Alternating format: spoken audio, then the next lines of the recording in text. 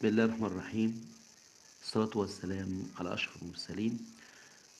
أما بعد، أهلا ومرحبا بحضراتكم في قناتكم التعليمية محمد علي علام، قناة رائدة في تخصص اللغة الإنجليزية. إن شاء الله طبعا كما عودتكم الشرح طبعا بتاعي بيبقى شرح بسيط وشرح مفسر.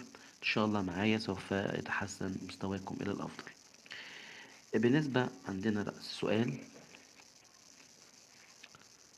listen، يعني انصت أو استمع to the words إلى هذه الكلمات، اللي هي الكلمات طبعا ديت، and circle وضع دائرة the right picture على الصورة الصحيحة أو الصورة الحقيقية. عندنا طبعا number A اللي هو ما اقولش A airplane الطائرة. هنلاقي طبعا الطائرة اللي هي الصورة دي، طبعا نضع دايرة على الطائرة. طبعا ده فلاج، اسمه فلاج اللي هو العلم. وطبعا ده بوكس، علبة أو صندوق. نمبر بي فلاور. هنلاقي طبعا ده ساندوتش، طبعا لأ. ده كلوك ساعة. طبعا الفلاور اللي آخر صورة، هنضع دايرة على الفلاور. نمبر سي رايت يكتب. هنلاقي طبعا انه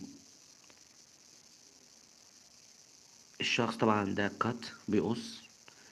طبعا ده طفل رايت بيكتب.